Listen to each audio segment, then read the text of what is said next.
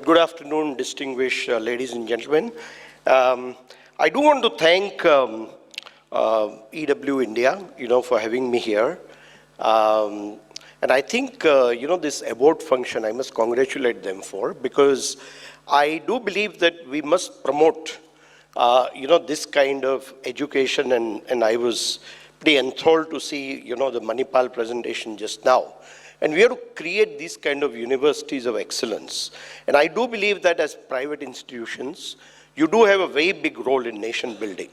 So in my presentation today, and I must admit to you that I am not an academician, so my concepts, I'm poor in academic concepts, but I will talk about the practical aspects, okay, of how industry and academia can partner. Right? And I think my entire presentation is going to be around that. So what we will do is, just to set the context, we do have a video, and it's a PwC video for about 3 minutes and 53 seconds. So we will start with that, and then I'll get on to, what those kind of messages which are coming out of the video. Okay, so can we please play the video? I'll just set aside so everybody can see.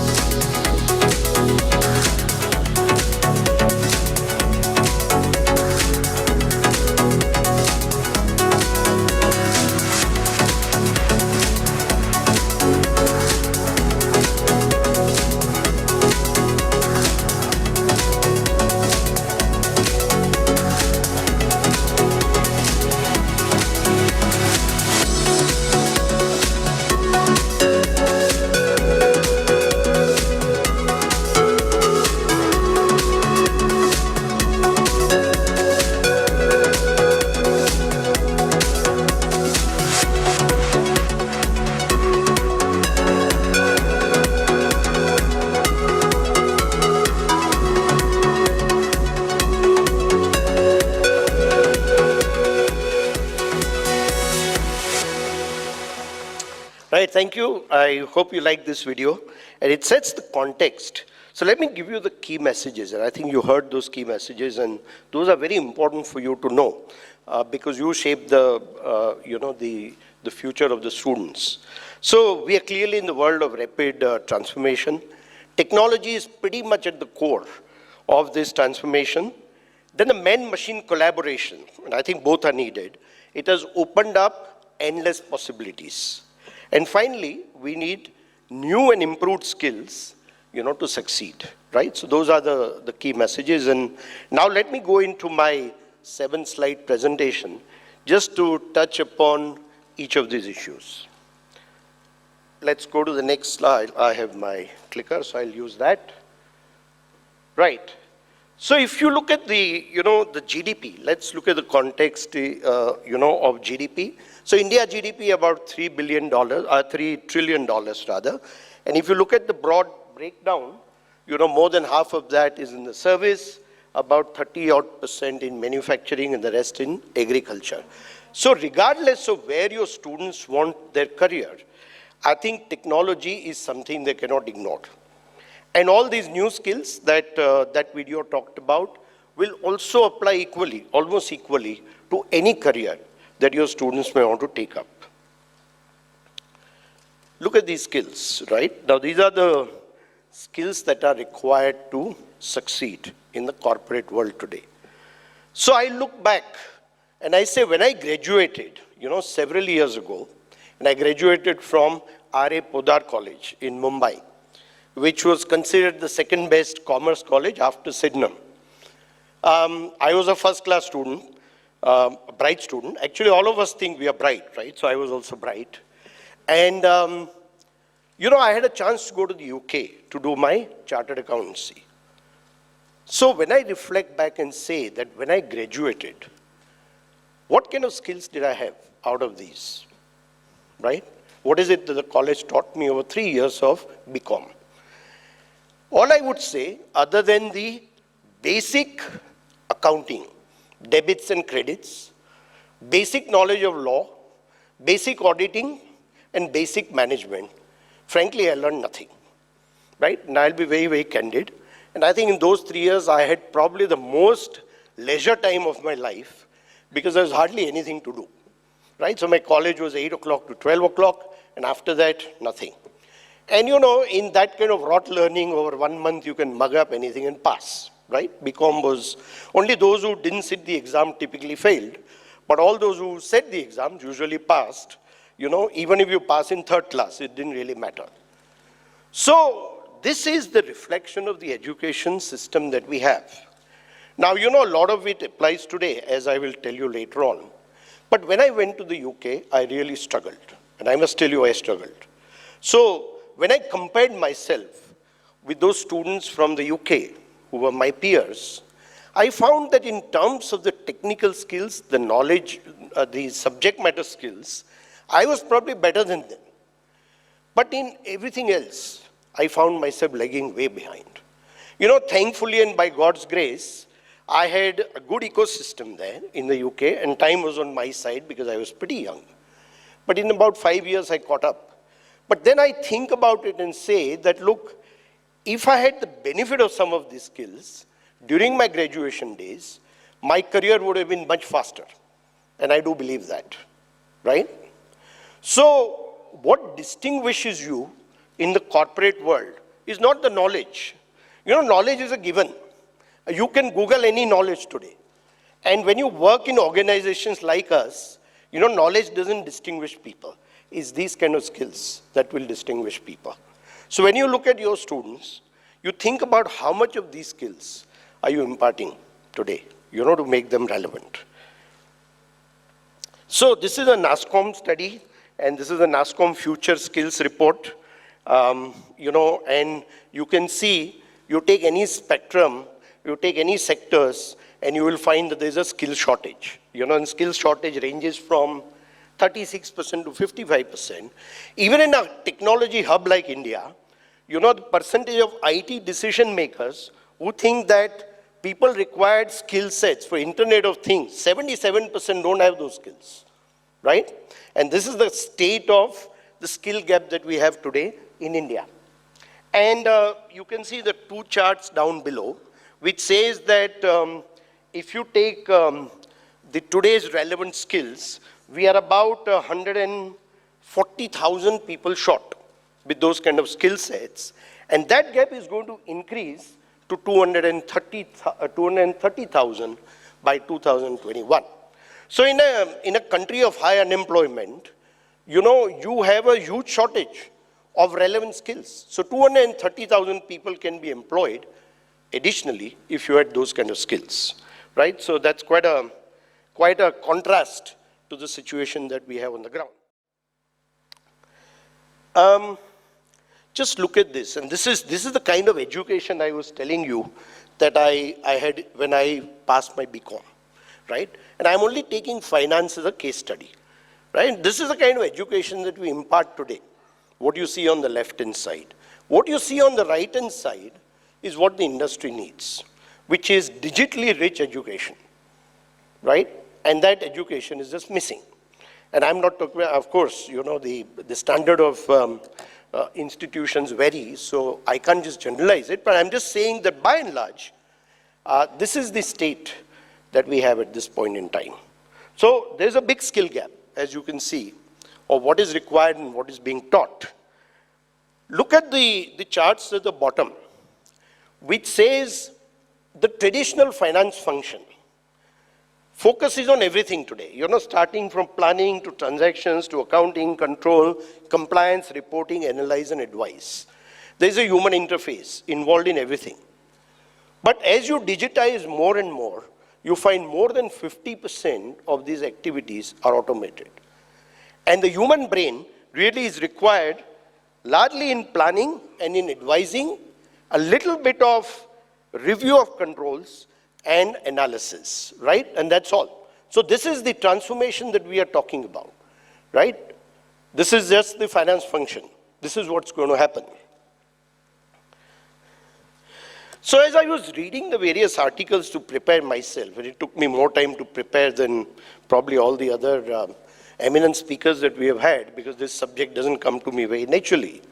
But when I read the lot of articles, including the research that is done by EducationWorld, I just developed a very simple model, right, to say how do you actually build nation through innovation.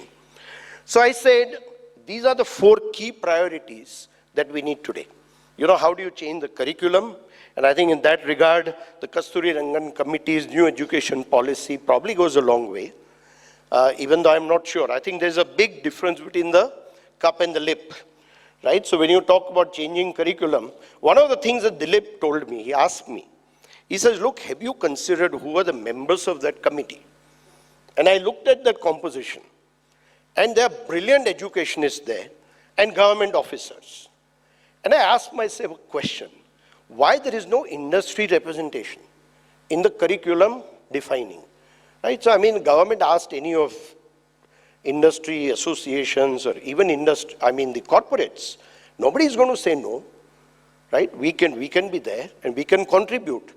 And I think, you know, in the new education policy, they've missed that point to say, how do you capture formal industry inputs, okay, to make the curriculum a lot more relevant. And we were also given suggestions on how to implement this policy. I think, you know, from a bronze standard or below bronze standard, we want to go to the platinum standard of education. And that's not going to be easy, right? That will require a lot of nitty-gritty attention to detail and very strong implementation skills. And Dilip was right that you have a huge role to play in that, right? But I just wanted to say that how industry and academia typically are indifferent towards each other, right? That's just the new education policy is a good example of that. And then you talk about how motivated the teachers are because, you know, are they confident in imparting the relevant education? Are they ready for that? And then leadership is what all you provide, leadership, right? I mean, do you provide that inspiring leadership? And finally, the ecosystem, right? The facilities, your investment in digital technologies, and various other aspects. that a student needs in his education. So these are what I call enablers. So first question that we ask is, do we have all these enablers in place or not? And if we can get this right, you then have motivated teachers, right? Because they feel a lot more confident in imparting education, and they can then create a fun learning environment. And this will then motivate students who will build the culture of innovation. These are young minds at work. You leverage them and they'll come up with wonders. And this is, through that innovation, you do your nation building. It's a very simple model, and a lot of it is, I think a lot of it is reflected in the research which is done by the education world. Let me give you the example of my two children. The older one just is very innovative. And he did his class 10th, and he decided he was not going to be in India. He didn't want to study in India. And I asked him why. He says, Dad, the amount of mugging up that you made me do, because we are so insistent on our children passing top of the class, top 3, right? And he says, you asked me where is coal found in India. It's Raniganj and it's Zaria. He said, why is it relevant to me? I'm never going to be there for the rest of my life. Why do I need to know where is coal is found in India? Or why do I need to know 20 crops? What kind of soil do you need? What kind of environment do you need? How much water do you need? Why do I need to know all this? I can Google it, right? And I thought about it and I said he was right. But he was very clear that he was not going to be part of this system. So today he works in Microsoft in the pure research department and is doing phenomenally well. My second child actually was completely married to the concept of India. He said, I'm going nowhere, I'm going to be here. And he passed as a doctor from an institute of preeminence in Pondicherry, which I'll not name because I'm critical of it. Right? He became a doctor, and till then he was fine. And then he was asked to do internship, 14 months of internship. And in that 14 months, he fell seriously sick about 3 times. And he had to go through a rot in the system, and he was completely put off. In one day, fine day, he decided and said, I'm not going to do anything more, right? And he was actually going to be in Nimhans. He was keen on Nimhans in Bangalore. And he got the report that Nimhans is no different from where he is right now. He says, I'm not doing it, right?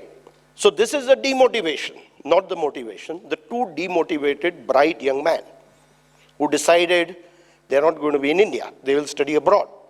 So he's now just joined as a resident doctor in neurology in University of Texas. We just set him up and we came yesterday, right?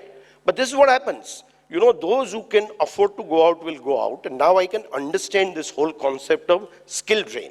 Why do we have that drain? It's because there is not enough motivation.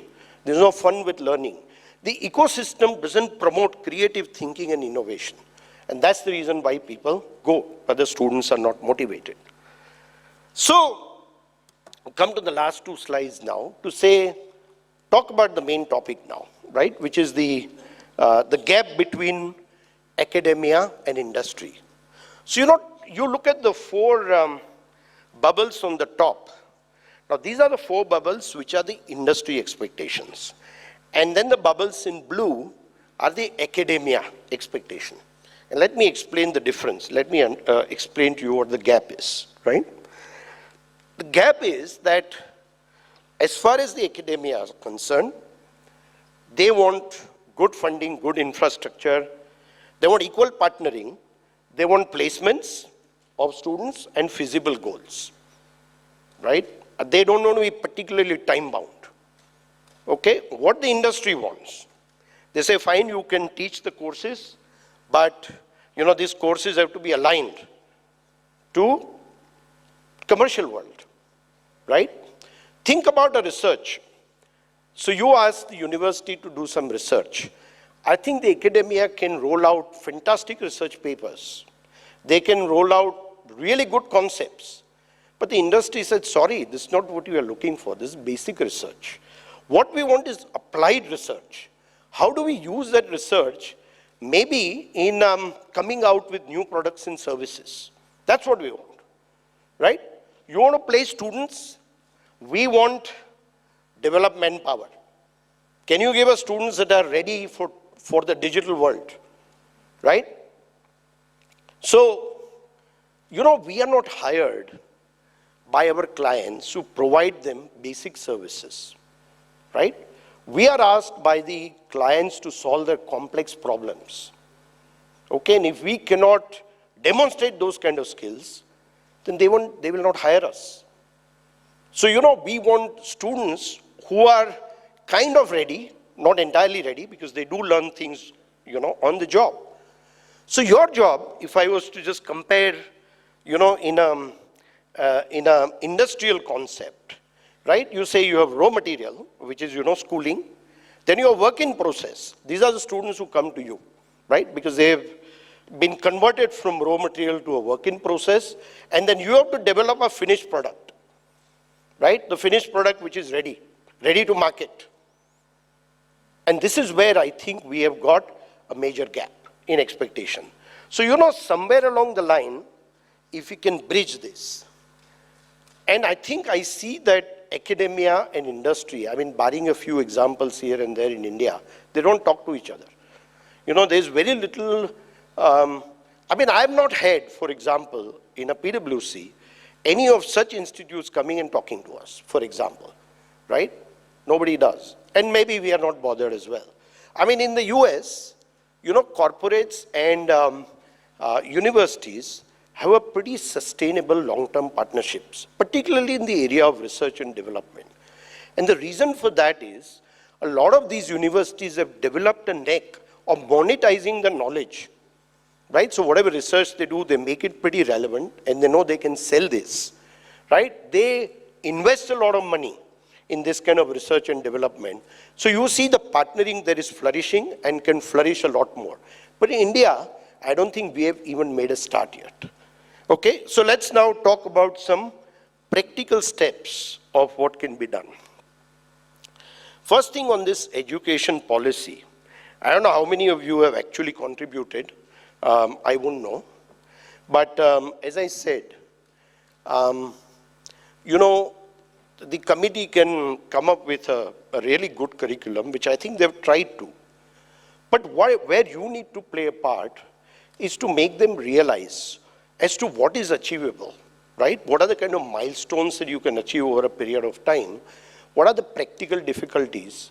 And what kind of government support you need, right? So I think the first thing that you must do is continue to engage with the government in evolving this curriculum, right? I mean, we have a policy, there's nothing which is stagnant. Do you say, how do you evolve that? The next thing, you have got to invest, right? You have got to invest, as I told you, invest in R&D, invest in some kind of IP, okay? Invest in incubation center, invest in science parks, right? And demonstrate to the industry what you're capable of, right? And I think this is something which can produce, you know, finest finished goods, as I call it. So this is the need of the hour, so far as the private universities are concerned. Engage actively and creatively with the industry. Now, you know, what happens is we all have our corporate responsibility agendas. Education is a very major part of that, by the way, right? But we always look at government schools, we look at underprivileged children, we fund them, we support them and all that. I mean, we don't think of you. I mean, you're not in the radar. I'm about to finish. My point is that you come up with, you know, what can you do for us, right? So if you say that your proposition is that you have some brilliant applied research that you can offer, you say that as your chosen companies, you will give us the first right to recruit students from your universities, then we are talking, right? Because we look at you as partners, just as we look at many other companies as partners. Just last few things, and this is something, you know, the PR and marketing, right? Somehow, I think it's a requirement. You know, whether you want to you engage with the government or you want to engage with the industry, you do need some pretty smart PR and marketing people. You really do, right? Who can build your brand and who can actually make that effective partnering happen.